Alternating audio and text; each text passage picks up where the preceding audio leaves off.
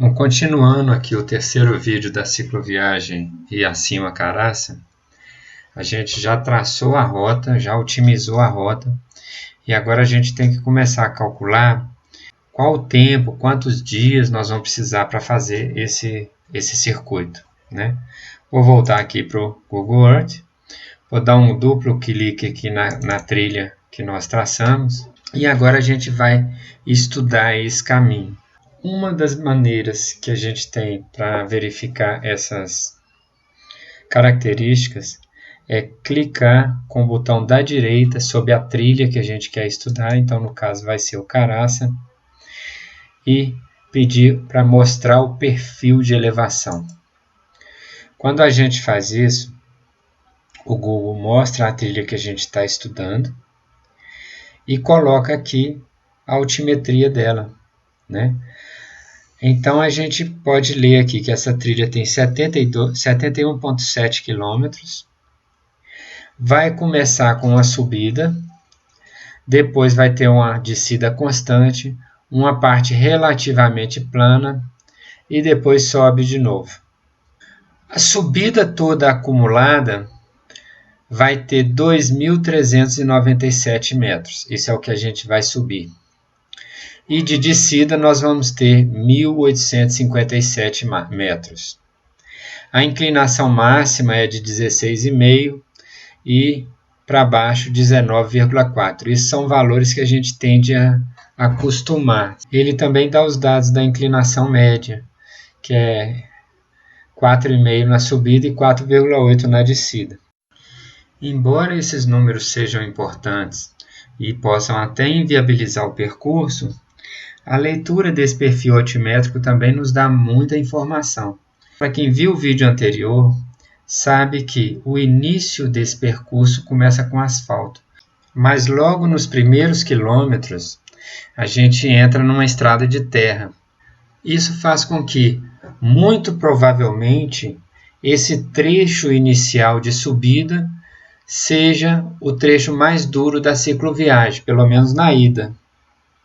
Por que eu digo isso? Porque a outra parte é descida, plano, e uma subida numa região que a gente sabe que é asfalto. O asfalto ele rende muito mais que a terra. E isso é bom, porque pelo menos na ida, a gente já começa com o trecho mais difícil. Quer dizer, é o dia que está todo mundo mais descansado. É claro que a gente não pode esquecer do outro trecho que nós fizemos também.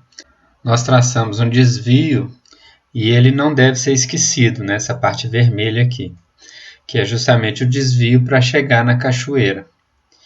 Então, vamos verificar as características desse desvio também. A gente percebe que é um trecho de pouco mais de 4 km e o que chama a atenção nele é que ele tem uma inclinação máxima na subida de 30,5% e uma inclinação mínima na descida de 26%. Então, em algum ponto desse trajeto, né, desse desvio, é muito provável que a gente tenha que fazer muita força, porque a inclinação é elevada, ou até mesmo empurrar a bicicleta. Sempre quando eu faço esse estudo, eu calculo, através desses mapas, qual que é o percurso total que eu vou pedalar. Se der tudo certo, né, se realmente as trilhas estiverem corretas e não estiver gerando nenhum problema, nesse caso nós iremos fazer todo esse percurso amarelo, mais o percurso vermelho, diminuindo esse trechinho aqui que vai do início do desvio até o final do desvio. Aí eu tenho uma matemática simples, né, com um pequeno problema. A gente ainda tem que calcular essa distância entre o início do desvio e o término do desvio, que não faz parte mais do nosso trajeto. Então, a gente pode fazer uma planilha eletrônica que nos permita fazer esse cálculo, né? É só colocar as distâncias corretas nesse quadrinho aqui e calcular qual vai ser a distância total, a quantidade total de subida e a quantidade total de descida. Então, vamos completar aquelas distâncias lá. A trilha total, ela tem 71,7 quilômetros.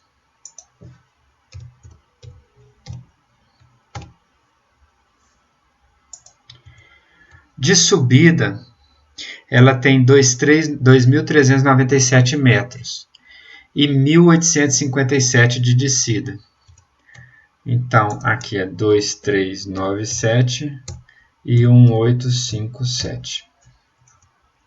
Vamos fazer a mesma coisa para a trilha vermelha, que é o desvio. Essa também a gente vai andar nela. Eu peço para mostrar o perfil de elevação. E ela me dá, vamos arredondar aqui para 4,1 quilômetros. Esse é o desvio, ele vai ter 4,1. De subida ele tem 86,9 e descida 91,5. 86,9, 91,5.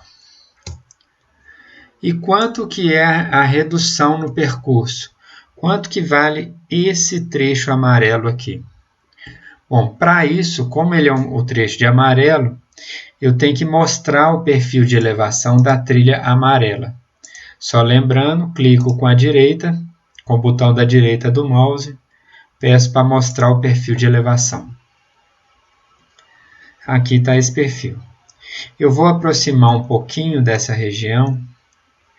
Vou clicar nesse ponto, no ponto inicial do desvio. Ó, quando eu movimento o cursor ao longo do perfil de elevação da trilha, ela coloca uma setinha mostrando em qual ponto que eu estou. Então eu vou no ponto inicial aqui. Ó. É meio difícil colocar ele ali porque... Aí. Eu mantenho pressionado e vou até o ponto final. Aí, vamos botar aqui.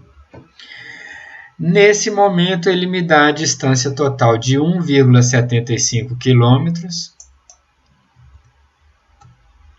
Essa é a redução, 1,75.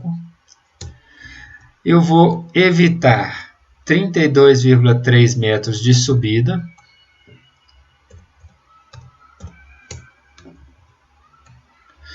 E vou evitar também 35,6 metros de descida.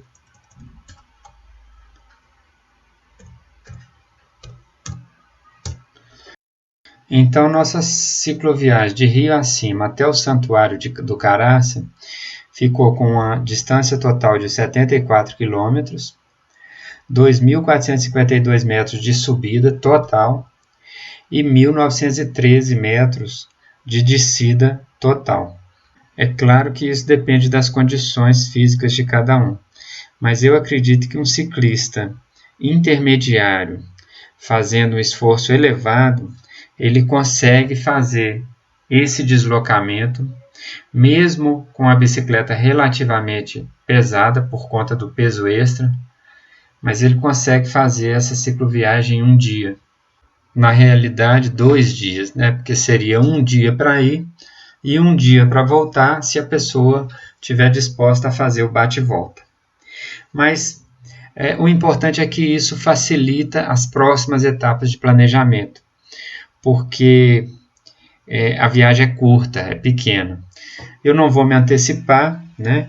A gente finalizou agora o terceiro vídeo, a gente descobriu as características da trilha, né?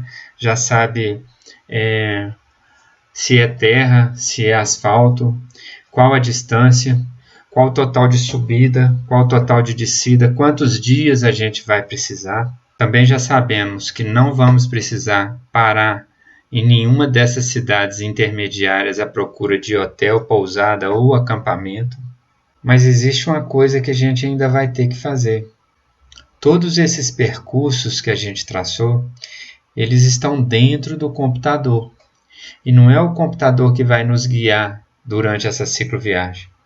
O que vai nos guiar é um GPS. Então eu tenho que, de alguma maneira, transferir esses arquivos do computador para o GPS. Mas esse é um assunto do vídeo 4.